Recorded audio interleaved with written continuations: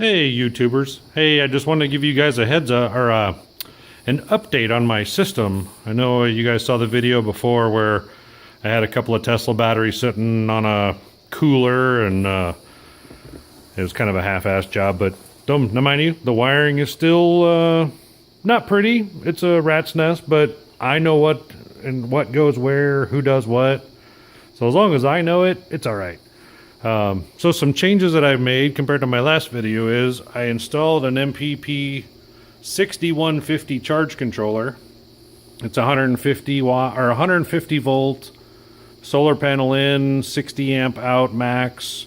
Right now it is temporarily wired up to 4 solar panels that I have in my backyard, basically leaning against a fence. The most I've had it put out is about 1200 watts. And it's 4 300 watt panels. So another thing is I've added another set of panels to my main high voltage array.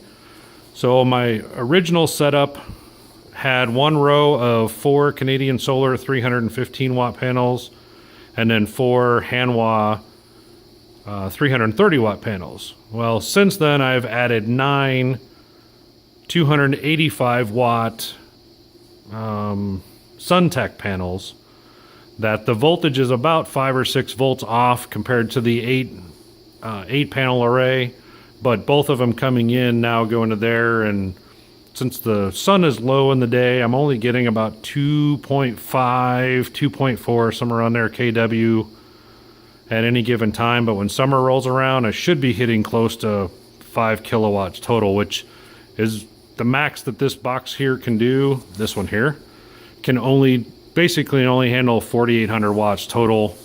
This one can handle 4,800 watts total, but it requires a little bit of different setup because the max it can do, like I said, is the 150 volts. Cool part is that box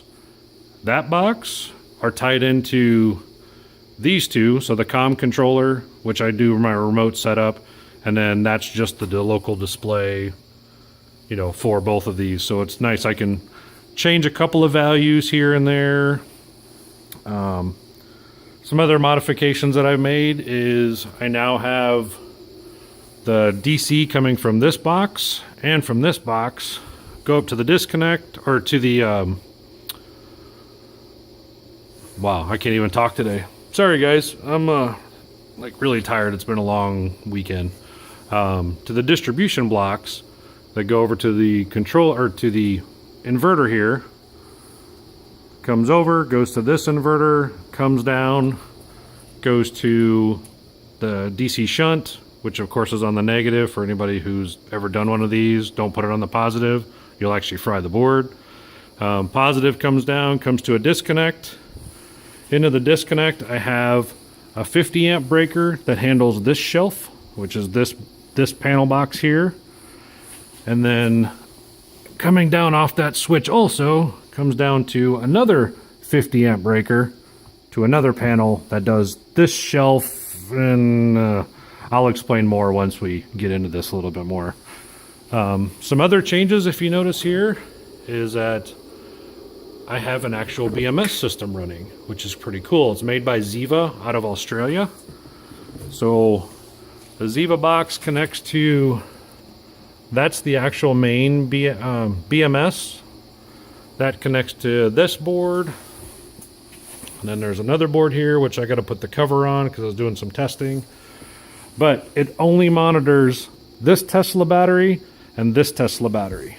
Something that's kind of, say, strange about the BMS, and I guess the Batrium does it also, is that if you look, it shows that the voltage is 86.7 volts. But I'm running a 48 volt system. And the reason they do that is it actually calculates both of them together. Even though they're 48 volt, it's basically looking at the voltage across all of them. So right now I'm pulling off this inverter here, pulling 810 watts. Well, actually I'm pulling 936 watts off of the batteries. You can see it's keeping them all balanced. I'm not sure if you can see in the video, but the orange means that it's balancing. Green means that it's balanced. Another cool thing that I added to this last night was I didn't have a way to shut this off remotely without doing basically a wireless setup, which kind of got to be a pain in the butt because if I forgot to turn it off, I drained the batteries down too far. So now what I've done is coming off of there goes to a solid state relay, which this is a DC to AC solid state. So I've got controls are coming off this MPPT charge controller, set for 12 volts, and it's set for low DC shutdown. So what happens is right now the contact is closed, which is allowing the relay to operate, which is of course allowing the inverter to run. But when my batteries reach 38, I think it's 37.5 or 38, I'll have to look at it again. This contact opens. When this contact opens, turns off the relay, shuts off the charge control or the inverter. And then what it does is it will not turn back on until the DC voltage reaches at least 45 volts. I may change it to 48, but I think 45 is a good point because that's about midday for me, and the battery should be charged as long as we've got some nice sunny days. So that's just an extra feature. Plus, since I've got remote control set up, I can basically turn this stuff on and off while I'm away from home, on vacation, or at work. Another thing I've added is that little MPPT 7210A charge controller, which there's a bunch of guys using those. It's actually kind of cool. It's just really a DC to DC up converter. Right now I've actually got it running down here. Sorry for the wonderful mess. And this is an empty tank, by the way, so for all the people that had a heart attack when they saw my tank last time, these are two 24 volt power supplies. They're wired in series to give me the 48 volts, which actually I run them at about 53. So if I need to charge the batteries up, it'll put out 1,000 watts, goes to the charge controller, and the charge controller will then charge my DC bus, and I can turn off the inverters. So at least I have another way of charging the batteries without having a high-end 48 volt charger.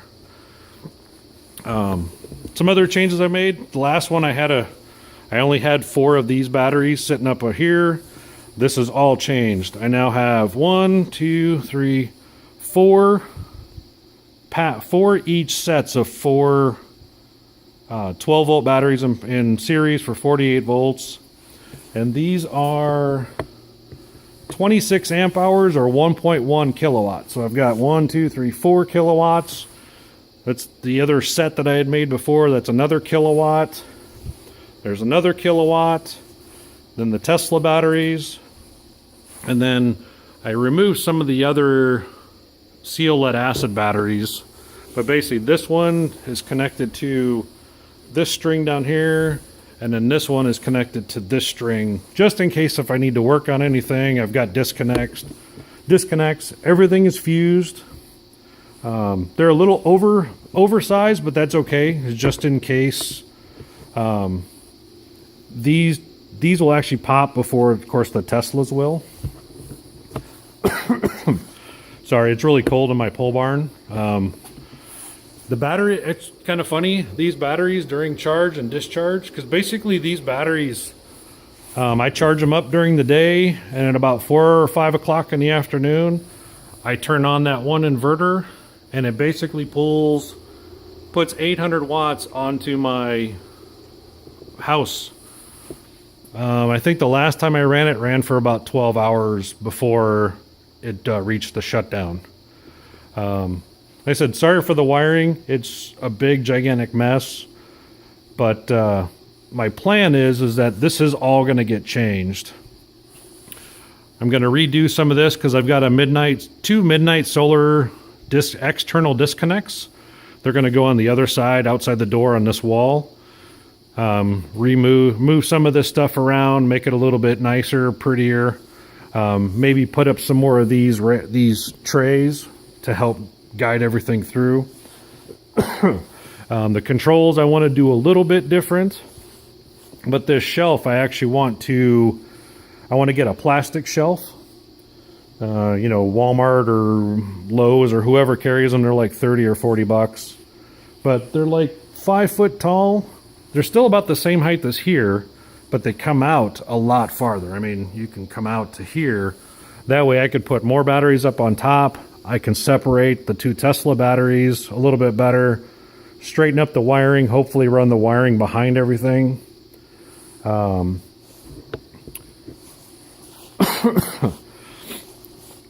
Plus, the reason I got to change this around is this shelf has way too much weight on it at the moment. That's why I've got some PVC pipes here that are basically holding it up. It's not going to fall, but I've noticed that the wood started to sag a little bit. This inverter, I do have on a, it's not on a timer, it's on a remote control.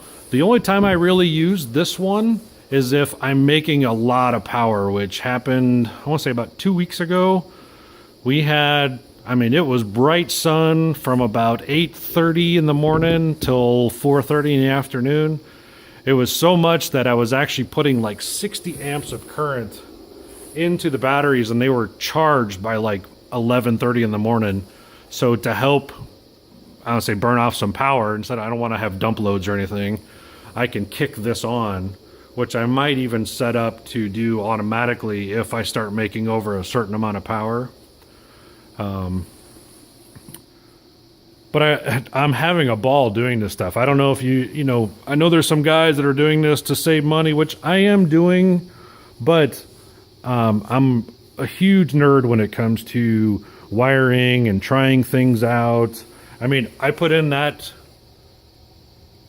solid state relay at midnight last night.